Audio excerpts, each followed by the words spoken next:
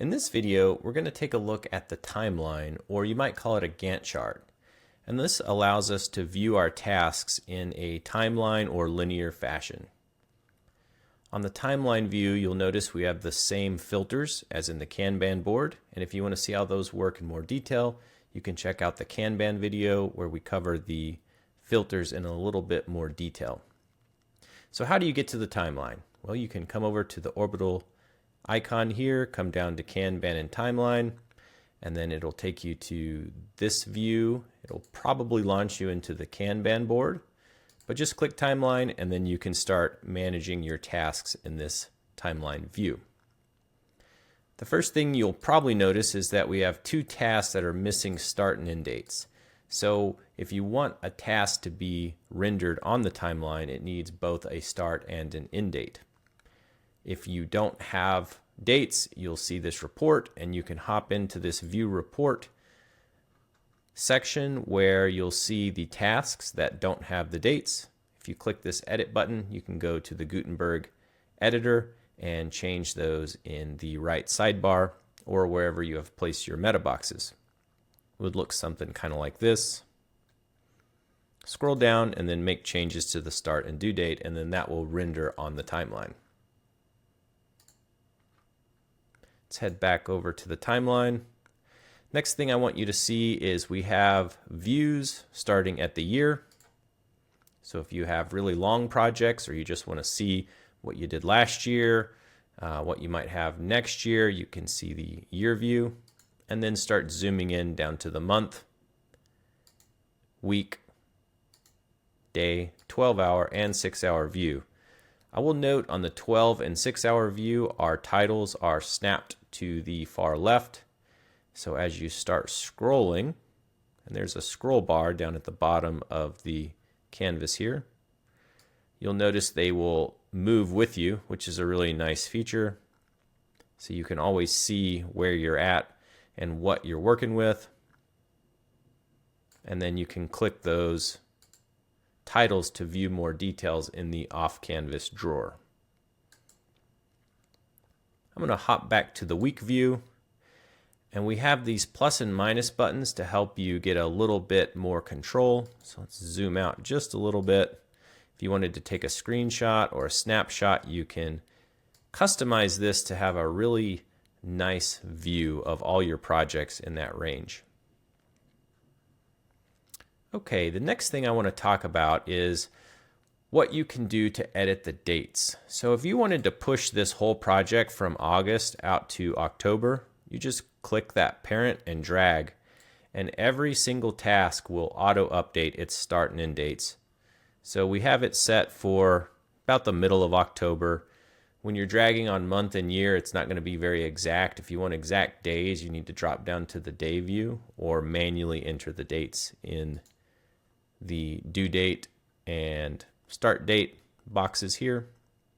But you get the idea. You can just move it months out and the whole project goes right with you. So you don't have to sit and drag each and every one. So it's a really nice drag and drop bulk update, which I think is really cool.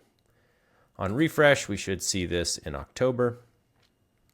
So let's head down to the week view and then just change some of these dates. So we have a new website project here, and we're going to have a discovery call. We're going to work on wireframes. We're going to have an approval meeting and then a content creation task. But let's say the client wanted to move the approval meeting after the content was done. You want to be flexible so your whole team can know what we're working on. So you can just drag these around and reset them. And then on refresh, it will render these tasks in the nice stepped fashion you saw before. So we might need to do a little bit of work to change our dates, and you can either drag them or edit them manually, whatever fits your workflow the best. If you wanted to extend a task or shorten a task, you can grab these drag handles and move it. Maybe wireframes didn't take quite as long as you thought, and when that task is done, you could change the end date to log when you actually finished it, and we'll talk a little bit about that in a second. If the label can't fit on the bar, it places automatically to the side so you can still see it, and you can still click on it to launch that off-canvas view. All right, let's talk a little bit now about the approval process. So if we click a single item, like we finished the discovery, we can open its off canvas here, click the completion button, and then on off canvas close, it's going to update that project or that task to be 100% complete, and then the parent task will auto calculate its completion status. And you can customize this in the settings. Let's hop over real quick and take a look at those. So come to plugin settings. We'll go to the Kanban and timeline, and down at the bottom we have different timeline views. So we can include subtasks when filtering the timeline, which will help us get a better filter. We can show progress bars, and that displays the completion percentage of the tasks. We can color code the progress, but you may or may not like that. That will show you red, yellow, green, and blue depending on the percentage complete. And then we have our display style, which is the bar and the percentage, the progress bar only, or the percentage text only. So you can customize how that looks to your liking. So if we wanted to just bulk complete these quickly, we could come up to the parent, and when we click the completion, it's going to launch our completion flow. So that says this has 6 incomplete subtasks. What do you want to do? Do you want to just complete the parent? Let's just get it done. Complete just the subtasks because we might have some reports that we might want to finish up for the parent. Complete everything, or go ahead and complete and then say that this task has been approved. So let's just complete all. And when we close this, we'll see that everything updates and we've got everything completed. We can also reset. So when we mark that incomplete, we can say, hey, let's reset the subtasks, reset all. And when you do that, it'll set those states back. So I tried to help you have all the control at your fingertips to build your workflow how you want it.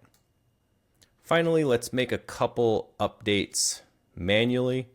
So you can do this in the off canvas with the start and end dates. So if we wanted to set a due date before a start date, you're going to get an error that says you can't do that because you can't have a completion date that's before the start. And the same will apply if you try to do the start date after the due date. So we have some guards there that help you keep your data clean. But let's just extend this out to the 30th. And this will automatically update without refresh. Let's move it back to the 21st so we can see that flow. And it will automatically move for you. So you can update it by dragging. If you want to have it very precise because you need your dates to be perfect, you can do it this way. You can come down to the day view, and hopefully you can see these grid markers. But if we wanted to move this task to start on the 10th, we need to drag it into the box that is bounding the 10th here. So it's between these two lines. So if we go look at the task on the back end here in the editor, we'll see the 10th. And then when we refresh, this is one thing that doesn't automatically update. When we refresh, we'll see it here too.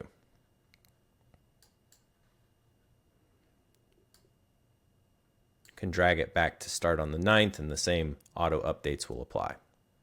So that's the timeline. There are lots of different controls, lots of ways that you can view your task, and if you want, you can have overlapping tasks, however you want. A few things to note is you can't have subtasks start before the parent. This parent task encompasses everything. If you don't like the child task, you don't have to have the child task. You could just create individual parent tasks and then move them however you want. But when you use the hierarchy with a parent and child, and you can even have subtasks under your child task too. So while we're here, let's go look at that. So let's do content creation. Let's go edit the task, and we can create a subtask under this here. So this might be client meeting. And it's going to inherit the same dates as the parent to help you get it on the timeline as quick as possible. And then you can come here. And so you can have a subtask underneath this subtask here. So this would be a grandchild. And I think it can go up to 10 levels deep, but I don't recommend going that deep. You know, try to keep your tasks nice, neat, and tidy, but you can create those subtasks.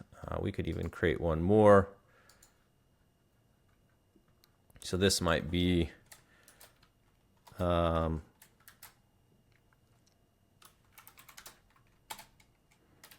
SEO work, and then you could drag that like so. So you have this parent task and then the children underneath it, even though it's a subtask. And the cool thing is the completion logic works just the same. So complete the parent and the subtasks.